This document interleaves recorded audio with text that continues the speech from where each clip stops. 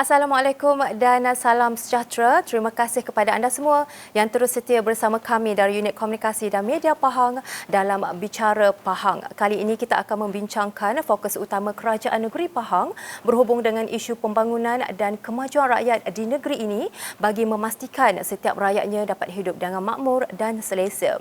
Malah pelbagai perancangan telah dan sedang dilakukan oleh Kerajaan Negeri Pahang untuk mencapai matlamat itu.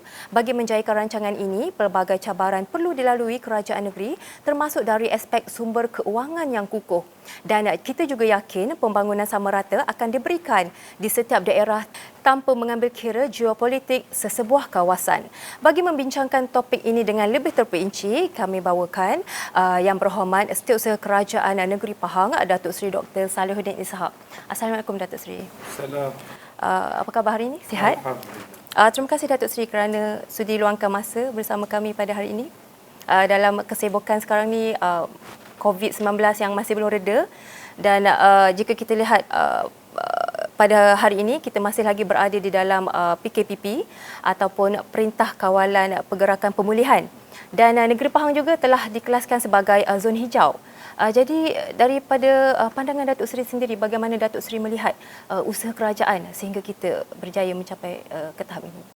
Terima kasih Suri, dan terima kasih kepada semua penonton dan pendengar. Yang pertamanya kita bercerita pasal COVID-19.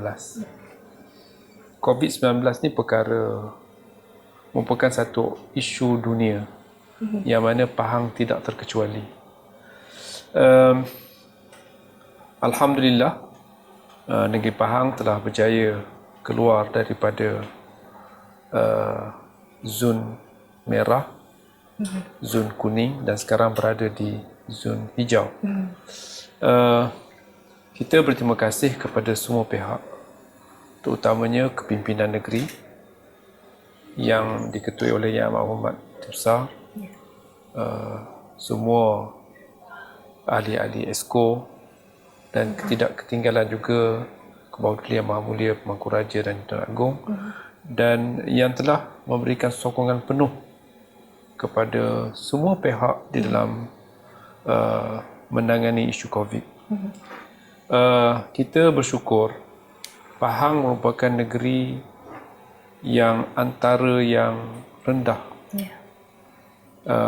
Walaupun kita bersempadan dengan negeri-negeri yang mempunyai risiko tinggi, seperti negeri-negeri di pantai barat, kita telah mendapat sokongan penuh daripada semua pihak, daripada petugas barisan hadapan, dari sukarelawan, dari masyarakat, kaki tangan awam, rakyat, dan hampir semua, termasuk peniaga-peniaga.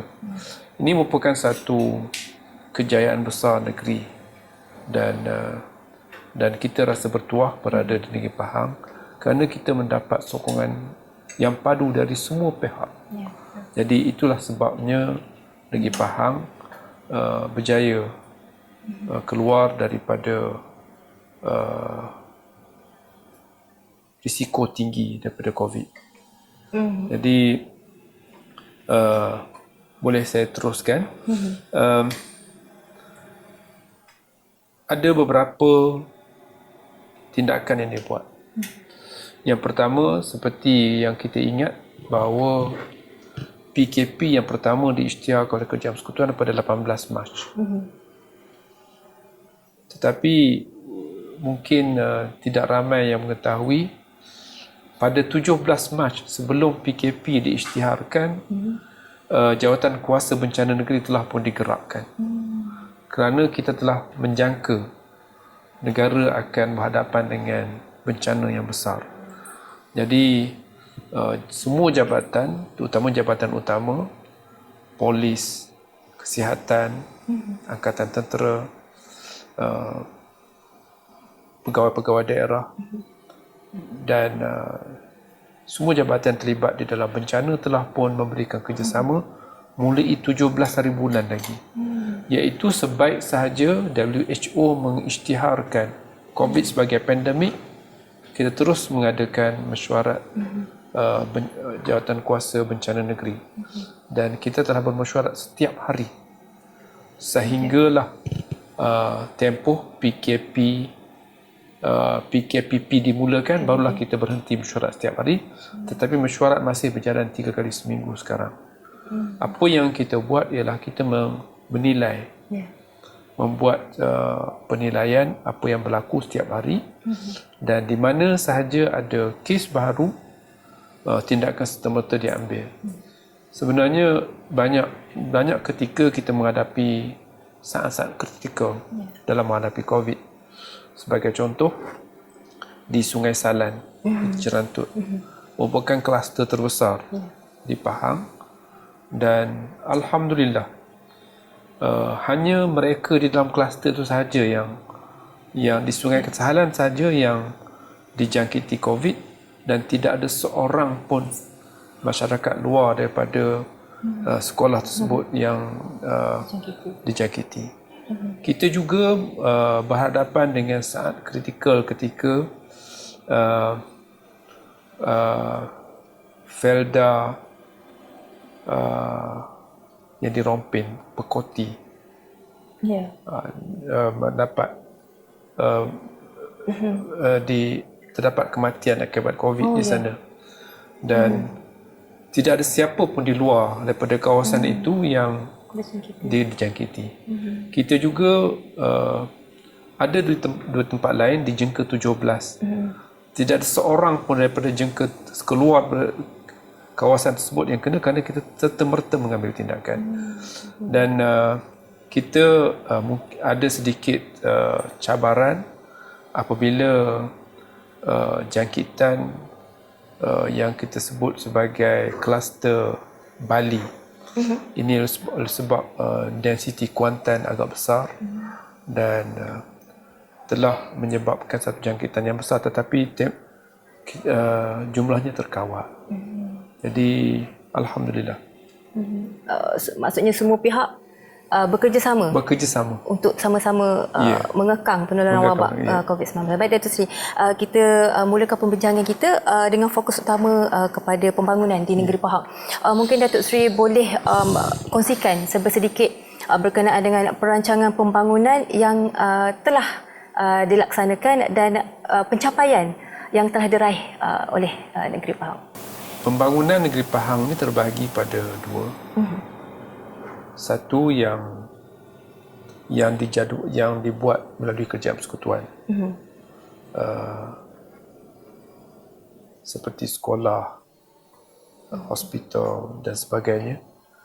Yang ini setakat ini semua projek-projek yang telah diluluskan melalui kerjaan persekutuan semua telah dilaksanakan. Mungkin ada 2-3 projek yang masih diperbincangkan, tetapi di mana yang belum ada kelulusan, yang itu tidak bergerak.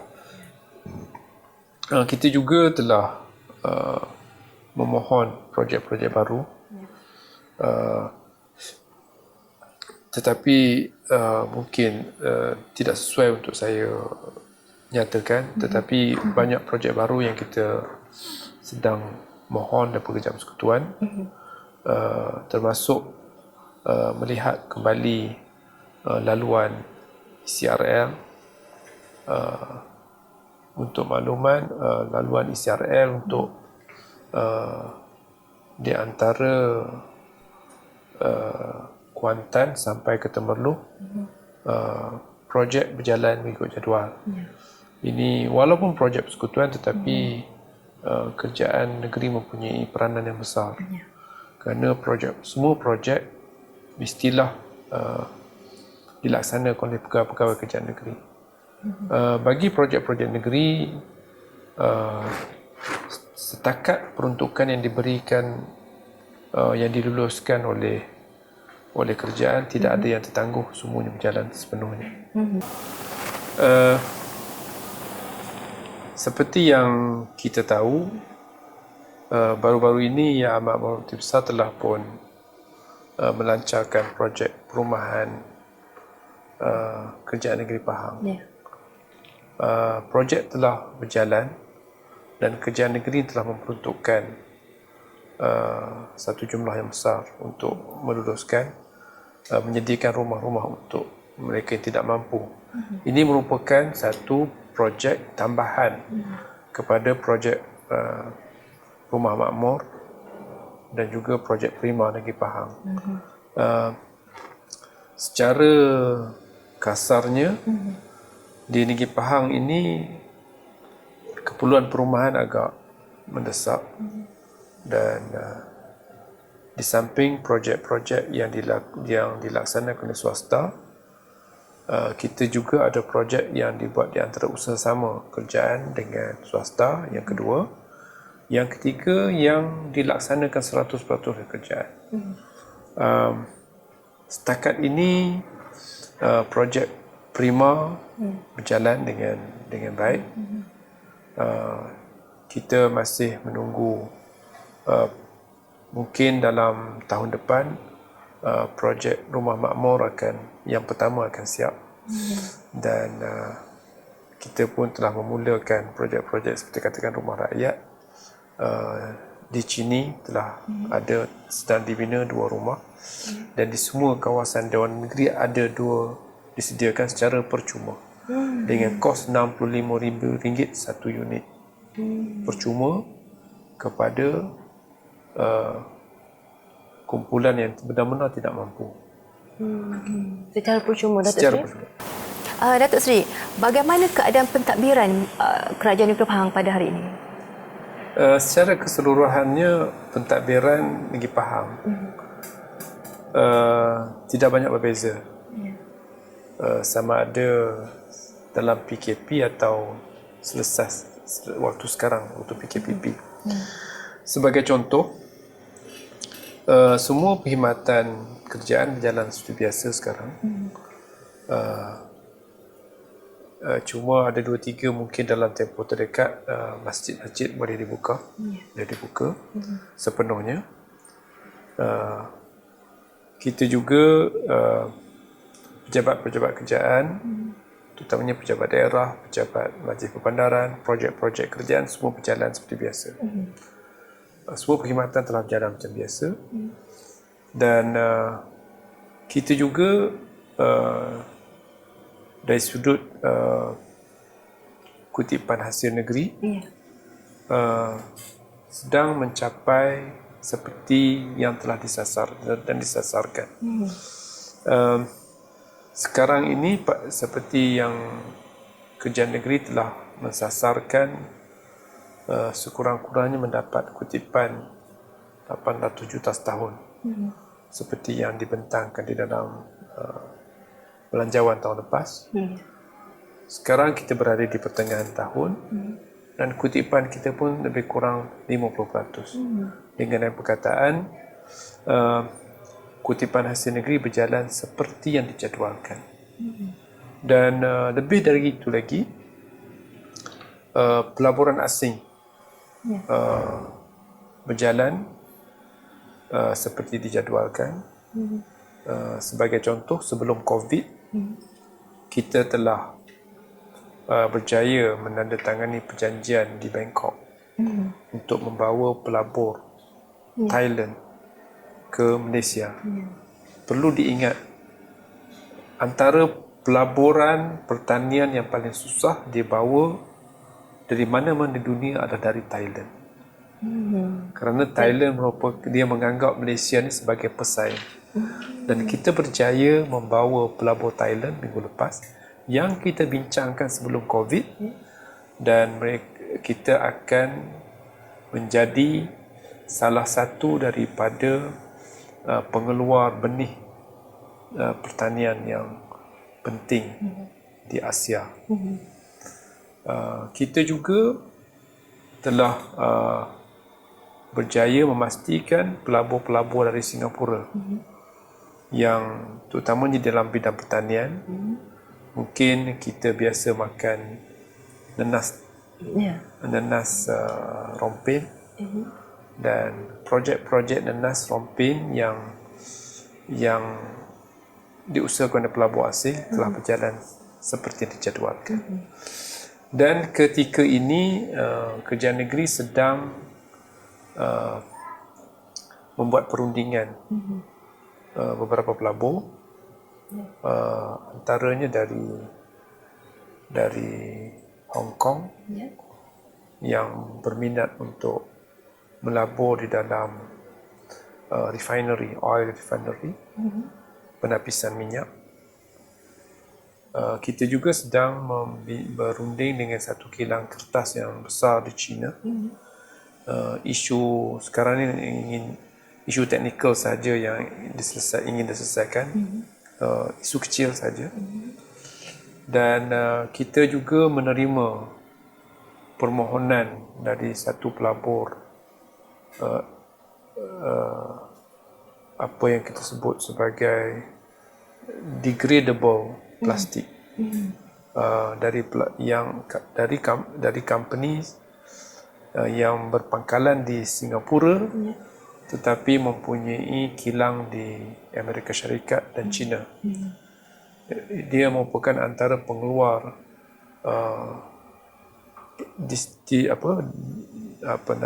degradable plastik yang terbesar di dunia, yang boleh digunakan sebagai pembungkus makanan dan juga straw yang boleh kita semula musnah sendiri, bukan seperti plastik. Sekiranya kesesuaian tanah dapat diselesaikan dalam tempoh terdekat, kita akan menerima pelabur. Apa yang penting ialah di Pahang tidak ada pelabur yang lari. Kita menerima pelabur dan dijangkakan dalam tempoh, kalau 3-4 pelabur ini berjaya dalam membuat perjanjian dalam tempoh terdekat, kita akan menerima 5 ke 6 bilion nilai pelaburan tahun ini. Dan saya juga ingin mengingatkan bahawa pernah disebut isu cukai tanah di Pahang. Saya rasa isu ini merupakan hanya isu kerana sepanjang tempoh berkemping di sini tak ada isu cukai tanah pun. Dan sepanjang saya berunding dengan pelabur-pelabur Singapura, Thailand, USA, tak ada yang membangkitkan pasal isu tanah kerana Kerajaan Negeri walaupun menaikkan cukai tanah tetapi pada satu kadar yang amat sedikit dan tidak berbeza dengan negeri-negeri lain. Dan kalau kita lihat cukai-cukai tanah yang 90% rakyat Malaysia, rakyat Pahang, terutamanya penduduk kampung, penduduk Kefelda, pemilik rumah pertama, mereka semua takkan terlibat dengan cukai tanah. Yang terlibat dengan cukai tanah beberapa industri dan ladang-ladang komersial yang mempunyai modal yang besar dan untung yang besar. Jadi kepada mereka memang terkena tetapi tidaklah menjejaskan perniagaan. Buktinya tidak ada pelabur yang lari tapi yang datang makin banyak. Alhamdulillah Dr. Seri, maksudnya dalam keadaan ekonomi yang tidak menentu sekarang ni, pelabur masih berunding, berminat melabur di Pahang. Di Pahang, alhamdulillah. Baik Datuk Seri, sementara kita berada di Chini ni, jadi soalan berikut berkaitan dengan kawasan Dewan Negeri Chini.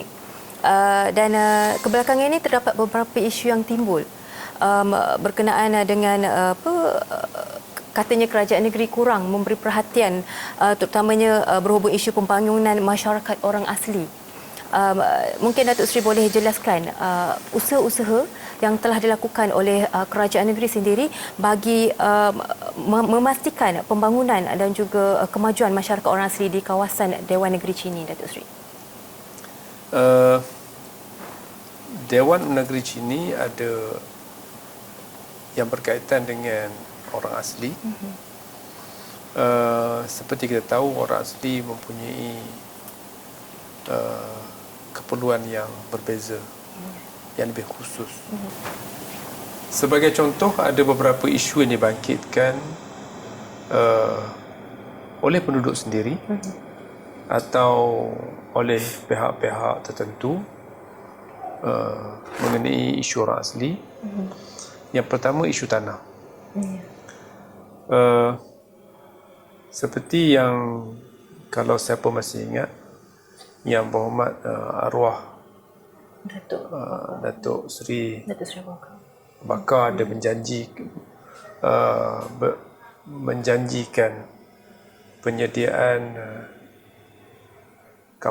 kampung RTK untuk orang asli, dan Kerajaan Negeri telah pun meluluskan di Kumung, dan dalam tempoh terdekat surat-surat akan dikeluarkan kepada mereka. Ini untuk dijelaskan, ini bukan projek politik kerana pilihan raya kecil, kerana projek ini telah pun diusahakan oleh Yang Berhormat arwah, tetapi tak sempat dilaksanakan. Sebaik sahaja kita mengetahui, kita terus menyelesaikan isu, dan kita telah pun meluluskan tanah tersebut. Kita juga ada isu berkaitan dengan bekalan air di kampung orang asli, di Kampung Tanah Merah, di Salong dan Batugong.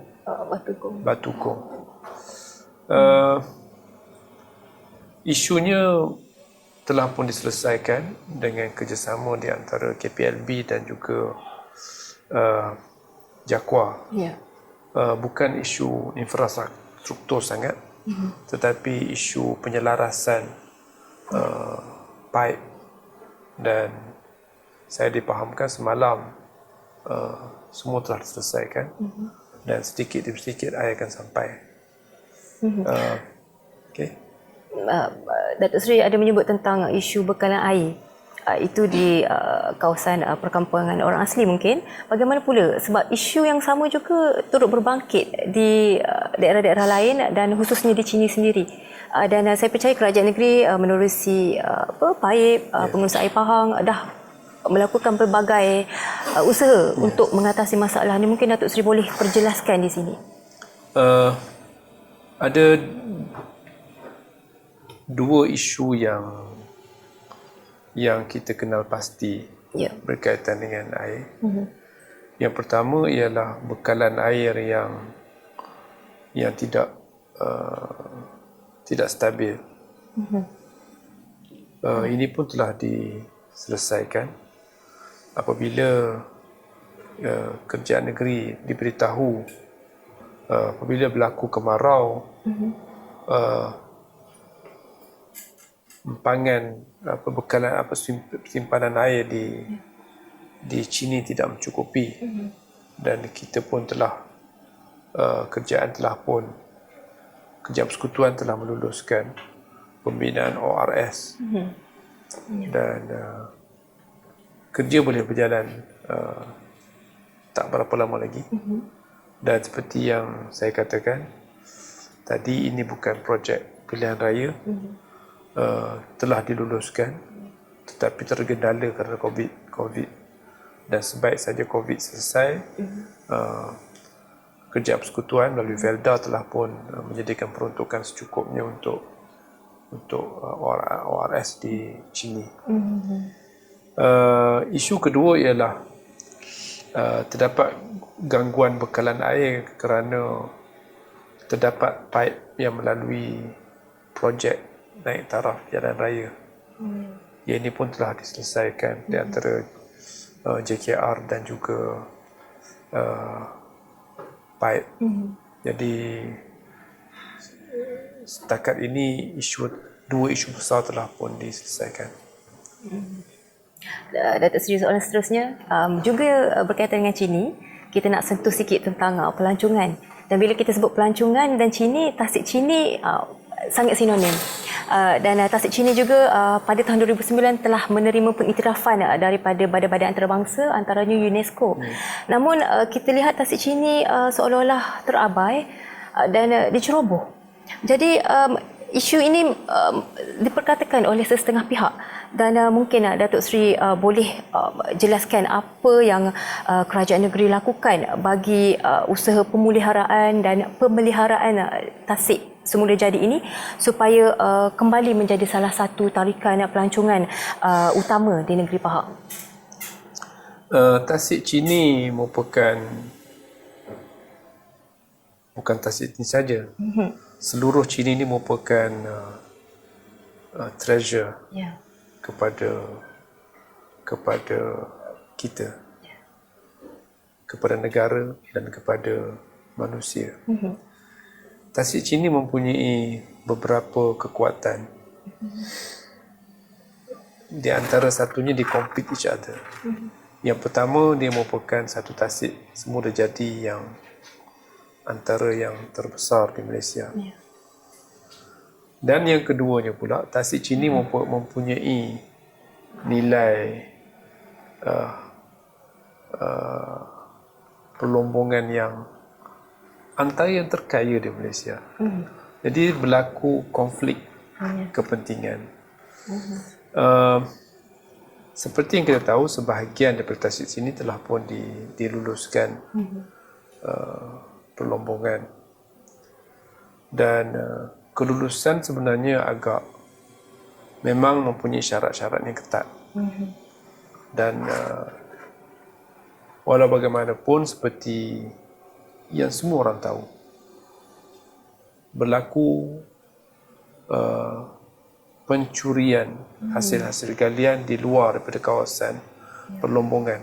Sebenarnya kerajaan negeri Pahang telah pun menetapkan zon penampan atau buffer zone yang cukup jauh daripada Tasik.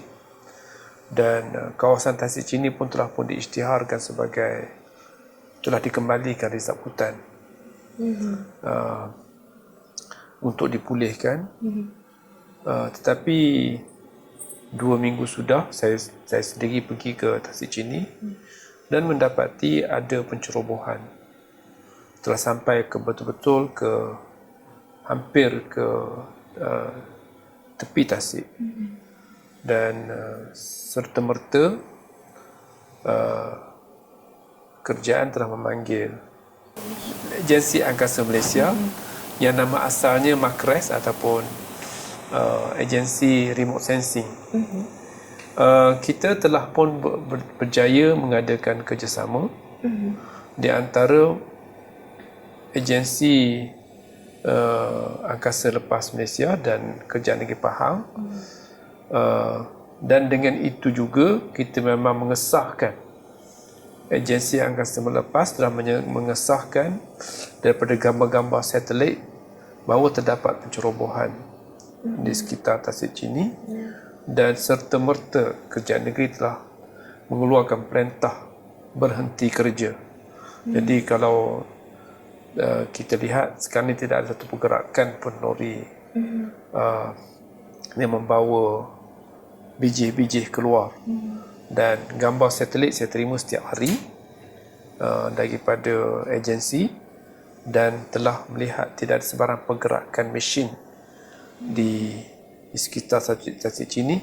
Dan bukan Tasik Chini sahaja, seluruh Pahang sekarang dipantau melalui agensi angkasa lepas. Jadi pelombong-pelombong di sana kena berhati-hati, sebab setiap hari kita menerima gambar-gambar satelit.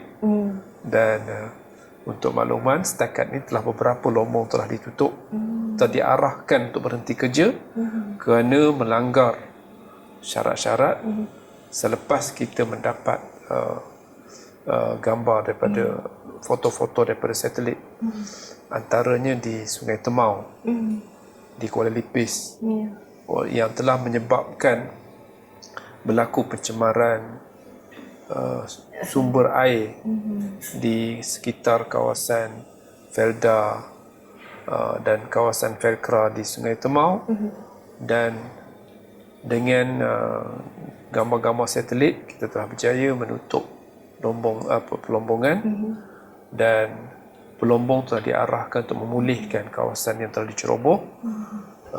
Sekiranya tidak dipulihkan, aktiviti pelombongan tidak akan dibenarkan untuk diteruskan. Di China pun sama. Selagi kita tidak menerima gambar satelit pemulihan telah berlaku, aktiviti pelombongan tidak boleh dijalankan. Juga di Sungai Serau, di Lipis, kita juga memantau. Kita juga sedang memantau aktiviti kerja-kerja tanah di sekitar Raub dan Bentong. Jadi semua orang kena berhati-hati sebab intipan berlaku setiap hari di Pahang. Kita bertuah mempunyai agensi angkasa lepas yang mempunyai tahap ketepatan yang tinggi. Boleh membuat pemantauan sehingga 10 meter. Jadi terlalu rapat. Kalau gambar kita ni nampak, suri nampak dalam satelit, memang tak silap, memang orang itulah, suri lah keluar. Itulah yang keluar. Jadi jangan cari pasal dengan pelombongan, nanti keluar pergi kawasan Lombong, satelit tangkap gambar, keluar gambar, memang kena tangkap lah. Baik Datuk Seri, maksudnya penguatkuasaan itu bukan sahaja di Tasik Chini tetapi di seluruh Pahang. Jadi berdasarkan penguatkuasaan yang menyeluruh, apakah harapan Datuk Seri terhadap usaha pemeliharaan dan pemeliharaan kawasan-kawasan yang boleh dikatakan aset kepada negeri Pahang? Semua yang dikatakan aset ini merupakan harta awam, milik semua orang. Jadi kita membuat penguatkuasaan atas beberapa objektif. Yang pertama, kita ingin memastikan mutu kehidupan atau keliling kita ni sihat. Kita tidak mahu hidup di dalam dunia yang penuh dengan pencemaran. Yang kedua, setiap orang berhak menikmati penghidupan yang sihat dan bermutu. Dan yang ketiganya ialah semua hasil mahsul negeri adalah hak milik rakyat, dan kita kena pastikan semua hasil mahsul kekayaan yang ada di negeri Pahang dapat dikutip oleh kerajaan dan dapat dipulangkan kepada rakyat. Sekiranya kita tidak membuat penguatkuasaan yang tegas, hanya beberapa orang sahaja mendapat hasil, tetapi majoriti rakyat tidak bukan sahaja tidak mendapat hasil, tetapi menerima akibat daripada penghidupan yang tidak berkualiti. Jadi kita mengutamakan hasil dan juga kita mahukan satu penghidupan yang sihat.